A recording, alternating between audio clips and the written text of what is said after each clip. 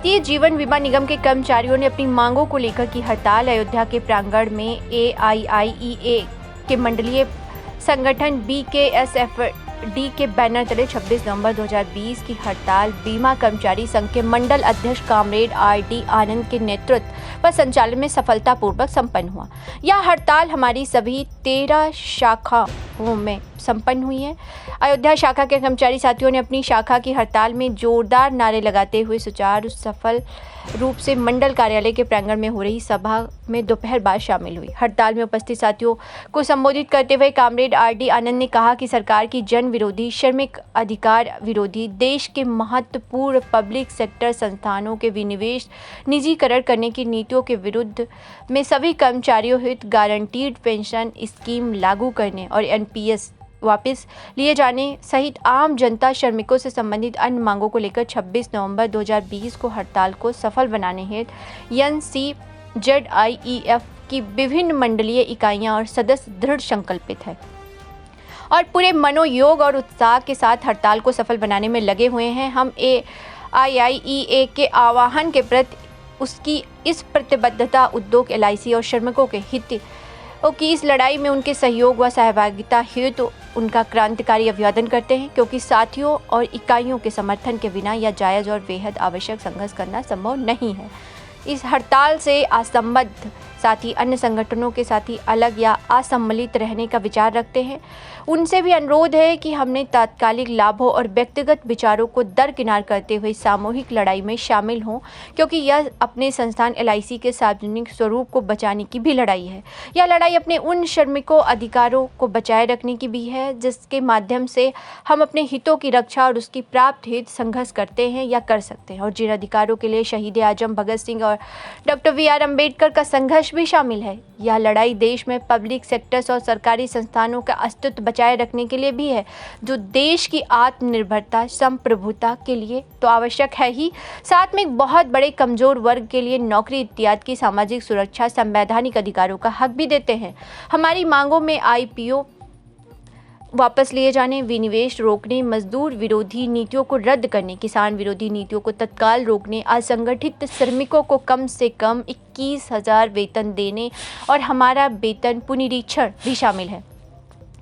सभा के अध्यक्ष comrade RD Anand, comrade CM Pande, comrade Sanjeev Singh, comrade KK Pande, comrade Devansh Gaur, comrade Kamlakant Verma, comrade Sunita Singh, comrade Shakuntala Pande, comrade Malti Yadav, comrade Ram Kailash, comrade Satyadev Prajapati, comrade Gyan Prakash Sharma, Baldev Yadav, comrade Bindeshwari Yadav, comrade Rakesh Pande, Amardeep, Surendra Pratap, Raj Pratap, Ritesh Yadav, Mata Prasad, CPM जिला सचिव Ayodhya comrade Ramji Tiwari, CPM नगर सचिव अयोध्या कॉमरेड सत्यभान सिंह, महामंत्री उत्तर प्रदेश भारत की जनवादी नौजवान सभा कॉमरेड शौकेंद्र सिंह, उत्तर प्रदेश खेत मजदूर संगठन के प्रांतीय महामंत्री बालकृष्ण यादव, मोहम्मद शुएब, धीरज द्विवेदी, जिला अध्यक्ष जानोस, विनोद सिंह, मंडल प्रभारी जानोस, कॉमरेड अशोक तिवारी, राम तीर्थ पाठक, राजकुमार पटेल शामिल हुए और सभा को संबोधित भी किया। है कि भारत की जनवादी नौजवान सभा पूरे हिंदुस्तान के अंदर आज LIC और तमाम जो हमारे हिंदुस्तान के श्रमिक आज आंदोलन कर रहे हैं, उनके पक्ष में, उनके समर्थन में पूरे देश के अंदर हम उनके साथ खड़े हुए हैं। बैंक, BSNL, पोस्टल, रेलवे, बीमा और तमाम देश के अंदर जो श्रमिक संगठन है, हमारे श्रमिक हैं, उनके समर्थन में हम लोग हैं। जैसा कि अभी कॉमरेड RD आनंद ने कहा कि क्या क्या प्रभाव पड़ेगा हमारे आवाम पे, तो निश्चित तौर पे जब सरकारी चीज़ें ख़त्म होगी, कल कारखाने बेचे जाएंगे, तो सीधे तौर पे आम जनता को ऊपर इसका प्रभाव पड़ेगा। हमारी मांग है कि जब आप कल कारखाने बेच दोगे चंद पूंजीपति को हाथ में, तो क्या आप तय करोगे कि उस अंतिम पंक्ति के व्यक्ति को क्या हिस्से में जाएगा। इसका मतलब है कि आप इन मज़दूरों के लिए, किसानों के लिए, नौजवानों के लिए, छात्रों के लिए कुछ करना नहीं चाहते हो, चंद पूंजीपतियों के लिए सारी व्यवस्था देना चाहते हो। तो आज जिस तरीके से पूरे देश के अंदर हड़ताल चल रही है, आम हड़ताल है, बड़ी हड़ताल है, जैसा कि देखने को मिल रहा है। और हम लोग फैज़ाबाद के अंदर यहाँ अपने बीमा कर्मचारियों के साथियों के साथ, बैंक वालों के साथियों के साथ, PW के साथियों के साथ हम लोग हर जगह गए थे, वहाँ देखा हमने। तो सवाल यह है कि अगर सरकारी व्यवस्था ख़त्म हो जाएंगी तो फिर मनमानी लूट होगी ना, जो व्यक्ति हमारा दवा या सरकारी विद्यालय सरकारी अस्पताल में करा पा रहा है वो पूंजीपतियों के हॉस्पिटल में नहीं करा पाएगा। इस तरीके से छोटी छोटी बारीकियाँ, मतलब ये छोटी छोटी चीज़ों पे सरकार हमला कर रही है। हमारी स्वतंत्रता पे हमला कर रही है, हमारे खाने पे हमला कर रही है, हमारे जीने पे हमला कर रही है, हमारे चलने पे हमला कर रही है। ये सरकार श्रम विरोधी सरकार है, मजदूर विरोधी सरकार है, नौजवान विरोधी सरकार है, छात्र विरोधी सरकार है और यहाँ तक कि महिला विरोधी सरकार है। देश के अंदर, प्रदेश के अंदर महिलाओं का जो सम्मान है उसको एक कायम नहीं रख पा रही है। बेटी बचाओ बेटी पढ़ाओ का नारा इसने दिया, लेकिन आज जो बेटियां नहीं सुरक्षित हैं, महिलाएं नहीं सुरक्षित है, मजदूर नहीं सुरक्षित है, नौजवान नहीं सुरक्षित है, तो कैसा भारत चाहते हो आप? सरकार हम बहुत अच्छी तरह जान रहे हैं और दिख रहा है पूरे प्रदेश के अंदर, ज़िले के अंदर, कि इनका जो भी ये काम लेते हैं वो सिर्फ लूट का जरिया बना करके, इसमें कुछ होता नहीं है। आप उत्तर प्रदेश के अंदर देखिए, 6-6 महीने की बच्चों के साथ रेप हो रहे हैं, रोज़ आए दिन महिलाओं के साथ, लड़कियों के साथ बलात्कार घटनाएं बढ़ रही हैं, उनके साथ लूट हो रही है, उनकी हत्याएं हो रही हैं। तो मुझको लगता है कि ये जो योजनाएं चालू करते हैं इनका मकसद जो भी हो, लेकिन इसमें सफल नहीं है। ये सरकार इस मुद्दे पे नाकाम है। आपको पता है कि एक परिवर्तन जो है श्रमिकों से ही आता है। देश की आज़ादी में नौजवान, छात्र, मजदूर, किसान मिलकर के देश को आज़ाद कराया। तो निश्चित तौर पे आज नहीं कल हमारा संघर्ष, हमारी लड़ाई जारी है। आपको आज नहीं कल झुकना पड़ेगा और एक किसान, मजदूर, नौजवान आपको झुका करके ही छोड़ेगा। सत्यभान सिंह जनवादी, प्रदेश महासचिव जनवादी नौजवान सभा। साथियों, सबसे पहले तो मैं ये बता दूं कि मैं बीमा कर्मचारी संघ फैजाबाद डिवीज़न का अध्यक्ष, मंडलीय अध्यक्ष हूँ, आरडी आनंद। आपका जो सवाल है कि आज 26 नवंबर 2020 को ये देशव्यापी हड़ताल क्यों है, जैसा कि ये बात बहुत ही जग जाहिर है कि हम तमाम सारे लोग ये जो anti public, anti labour, anti farmer जितने भी बिल पास हो रहे हैं, इवन जो इंडस्ट्रियल एक्ट में जो हम लोगों का तमाम सारे लॉज थे उसको मिला करके 4 जो है एंटी लेबर जो है कानून पास कर दिया गया। हम तमाम सारे लोग इस चीज़ों का विरोध कर रहे हैं। पहली बात तो हमारे यहाँ जो भारतीय जीवन बीमा निगम में आईपीओ जो है लागू किया गया, हम आईपीओ का विरोध करते हैं। हम जो है डिसइन्वेस्टमेंट का भी विरोध करते हैं। हम चाहते हैं सरकार से कि इसको वापस ले। ये किसी भी तरीके से जो है एम्प्लॉई के लिए या पब्लिक के लिए ठीक नहीं है। जितने फार्मर्स के एंटी फार्मर्स कानून बने हैं उसको वापस ले। जितने लेबर एक्ट में जो है उसने संशोधित करके जितने एंटी लेबर बिल पास किए हैं इसको वापस ले।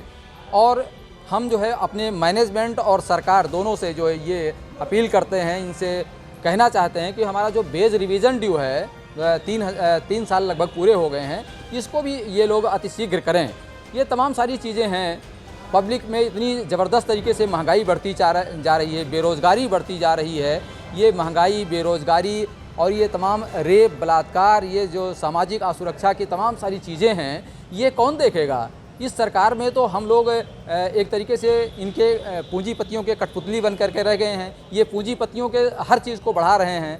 ये चाहे एफडीआई ला करके, चाहे जो प्राइवेटाइजेशन करके पब्लिक सेक्टर्स को जो है ये निजी सेक्टर्स में जो है बिल्कुल तब्दील करने में जुटे हुए हैं। सारा मुनाफे के लिए जनता को बिल्कुल त्रस्त करते जा रहे हैं। इनसे जनता के हित की रक्षा के लिए, एम्प्लॉई के हित की रक्षा के लिए हम लोग और इस संस्था के जो है निजीकरण को रोकने के लिए हम लोग सरकार से अपील करते हैं। और आज जो देशव्यापी हड़ताल है ये आम जनता को साथ में लेकर के आम जनता के हित की रक्षा के लिए हम लोग ऐसा कर रहे हैं। आज इससे जनता का ये नुकसान है कि आए दिन जब वो पूंजीपतियों के जब ये आईपीओ बढ़ा देंगे, आईपीओ बढ़ाने से जो है सिर्फ एलआईसी से 90,000 करोड़ रुपया वो लेंगे और पूरा 2.1 लाख करोड़ रुपया ये तमाम सारे सेक्टर्स से निकालेंगे और निकालेंगे एलआईसी से और तमाम सारे सेक्टर्स से। लेकिन जब इनका जो है डिस्ट्रीब्यूशन होगा तो ये जितने कारपोरेट घराने हैं इसके फ़ायदे का सारा जो है डिस्ट्रीब्यूशन उनके हित में होगा। उसको एलआईसी को कोई बेनिफिट नहीं मिलने जा रहा है।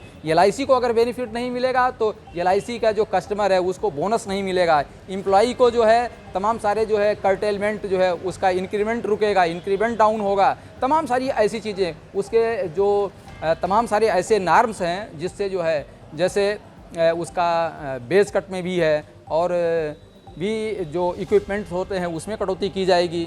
ये तमाम और पब्लिक का जो है निश्चित दाम बढ़ता जो तमाम जो वस्तुओं के दाम हैं वो बढ़ते जाएंगे और परचेजिंग कैपेसिटी घटेगी तो परचेजिंग कैपेसिटी घटने से निश्चित है कि बच्चों के शिक्षा पर प्रभाव पड़ेगा। तमाम इस तरीके से उनके खाने पर, उनके शिक्षा पे, उनके रोज़गार पर और उनके मेडिसिन पे, तमाम सारे इस तरीके से जनता पर प्रभाव पड़ेंगे।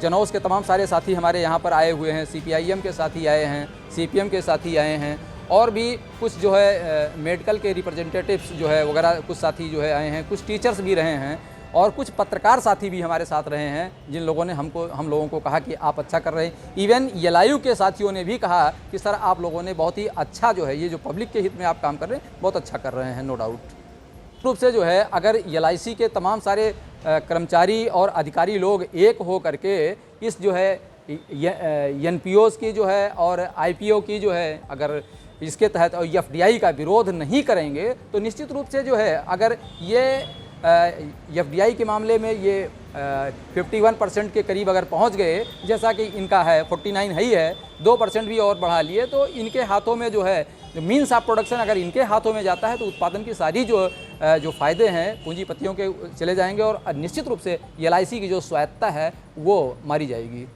RD आनंद, मंडलीय अध्यक्ष बीमा कर्मचारी संघ फैजाबाद डिवीज़न।